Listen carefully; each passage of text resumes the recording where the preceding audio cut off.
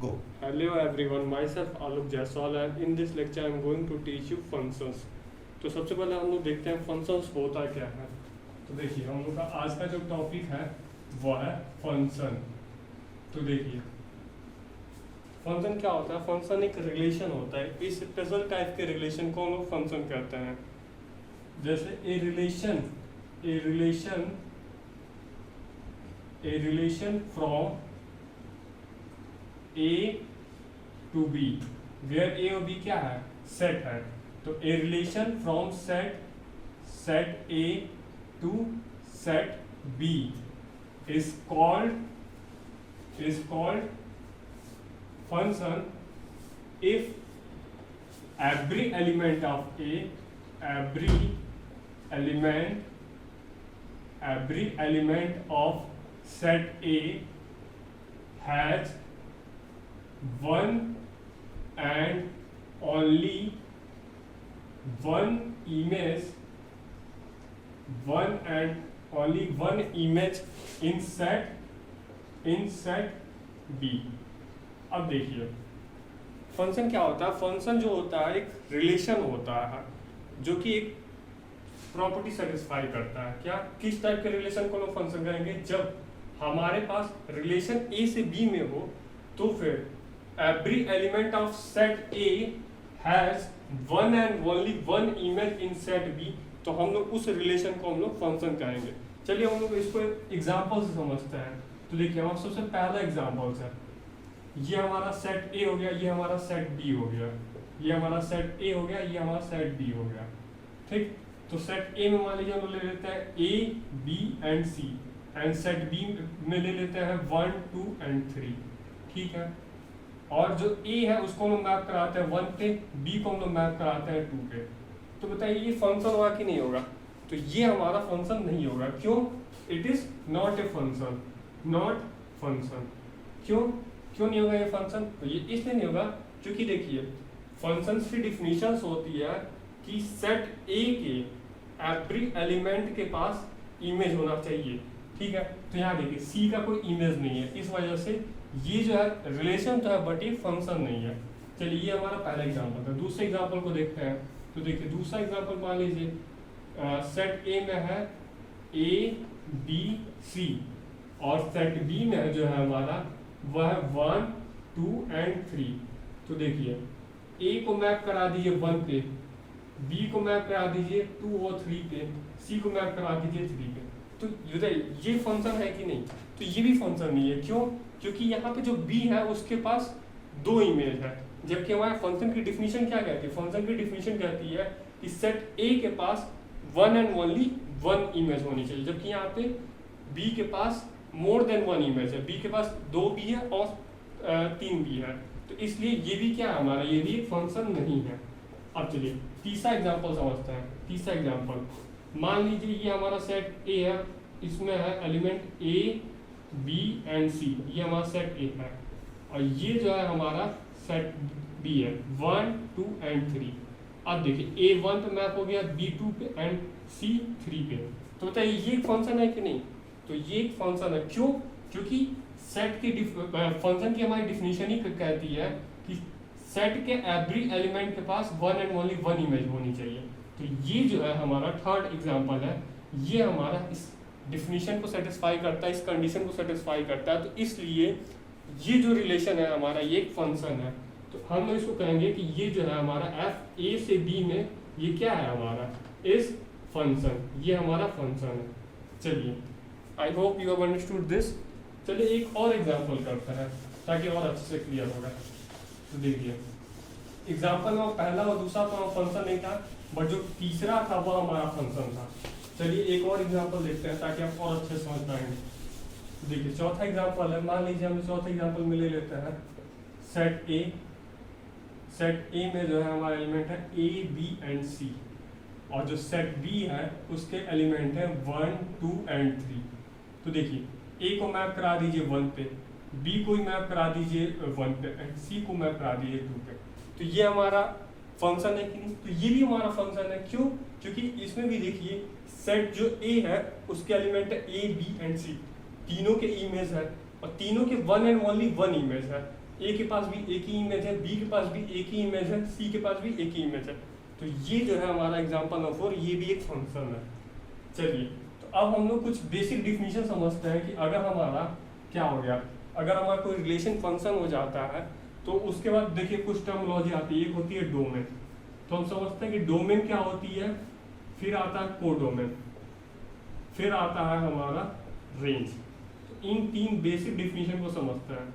तो देखिए, जो यहाँ पे अगर मान लीजिए ना एफ ए से बी में हमारा फंक्शन है, इस एग्जांपल को मैं मिटा दे रहा हूँ।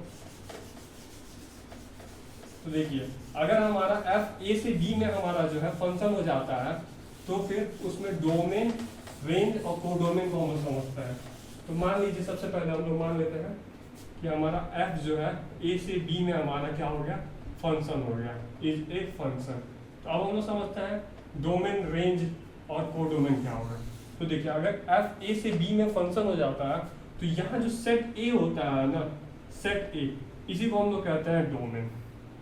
और जो सेट बी हो जाता है इसको हम लोग कहते हैं कोडोमेन। और जो हमारा एफ ऑफ ए होता है, दैट इज जो डोमेन था उसके जितने एलिमेंट थे उनके जो इमेज सेट निकला था ना, उसको हम लोग कहते हैं रेंज सेट। जैसे हम लोग एग्जांपल देखें, देखिए हम लोगों का जो तीसरा एग्जांपल था ए बी सी था ए में, एंड सेट बी में जो था हमारा 1 2 और 3 था, 1 2 और 3 था। तो इसमें क्या हुआ था, ए जो था 1 पे गया था, बी जो था 2 पे गया था, सी जो था 3 पे गया था।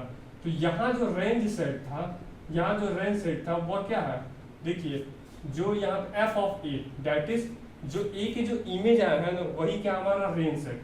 तो देखिए ए के जो एलिमेंट है ए बी सी है, तो ए गया है 1 पे तो रेंज सेट में क्या होगा 1, बी गया है 2 पे तो ये 2 भी होगा, सी गया है 3 पे तो ये 3 भी होगा। तो इसके रेंज होंगे 1 2 3। ये था हमारा एग्जांपल नंबर 3।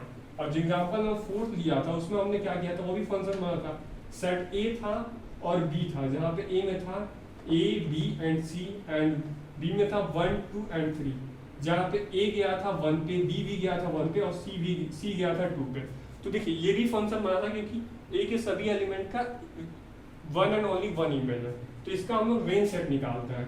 तो देखिए रेंज सेट क्या होगा, रेंज सेट हो जाएगा ए, देखिए ए गया 1 पे तो इसके रेंज सेट में 1 होगा, बी भी गया 1 पे 1 तो हम लोग ऑलरेडी लिख चुके हैं, सी गया 2 पे तो इसका जो रेंज सेट होगा वो क्या होगा 2 होगा। तो इसके रेंज सेट में सिर्फ 1 और 2 आएगा। क्यों, क्योंकि जो सेट ए है उसके हम लोग जब इमेज निकालना है तो सिर्फ 1 और 2 है। इसका डोमेन और कोडोमेन निकालना बहुत आसान है। तो इसका डोमेन होगा वो हमारा पूरा सेट ए हो जाएगा, that is A B and C. और जो इसका कोडोमेन होगा वो हमारा क्या होगा, कोडोमेन जो होगा सेट बी को ही हम लोग कोडोमेन कहते हैं, दैट इज 1 2 एंड 3। तो ये हमारा इसका कोडोमेन हो गया। तो आई hope you have understood what is range, what is domain and what is codomain. और फंक्शन की डेफिनेशन तो आप लोग समझ ही गए होंगे। तो कुछ एक चीज और समझ लेते हैं, एक दो चीज, जैसे 1 1 क्या होता है और ऑन टू क्या होता है। ये भी काफी इंपॉर्टेंट होता है फंक्शन के लिए। अगर कोई रिलेशन फंक्शन बनता है तो उसमें एक होता है 1 1 फंक्शन, एक होता है ऑन टू फंक्शन। तो देखिए 1 1 ऑन टू।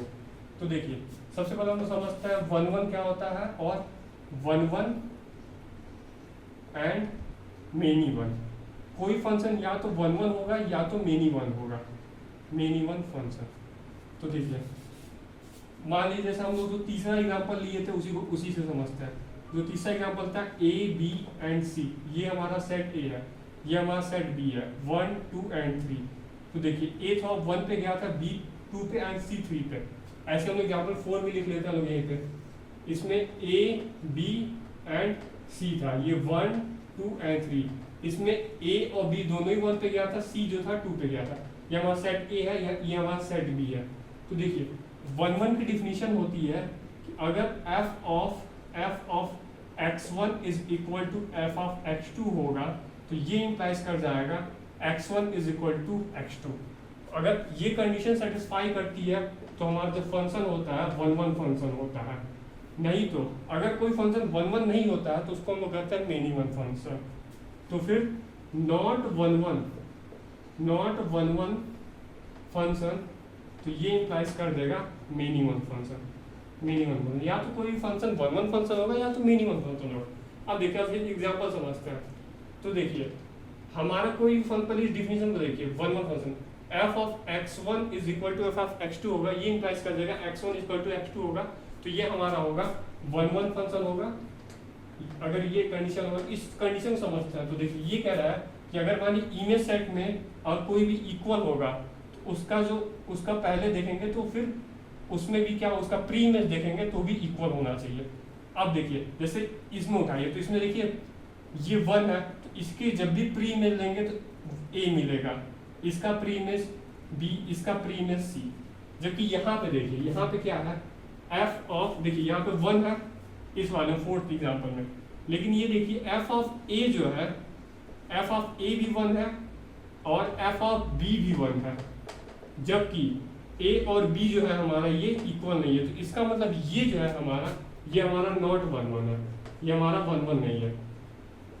इसका मतलब ये है कि सिंपली अगर आपको समझना है कि वन वन क्या है, तो आप रेंज सेट के एलिमेंट उठाइए और देखिए रेंज सेट का जो होने चाहिए एलिमेंट, उसका प्री इमेज देखेंगे तो वो यूनिक होना चाहिए, मोर देन वन नहीं होना चाहिए। अगर मोर देन वन है तो फिर वो वन वन नहीं है। जैसे इसमें देखिए, तो इसमें रेंज सेट में 1 2 एंड 3 है, तो इसका जब प्री इमेज देखेंगे तो यूनिक मिलेगा। तो ये जो है हमारा, ये हमारा वन वन है, ये हमारा वन वन हो गया, ठीक। ये जो है यहाँ पे देखिए वन का जो प्री इमेज है वो 2 है, तो इसलिए ये क्या होगा, ये नॉट वन वन होगा, डेट इज मेनी वन।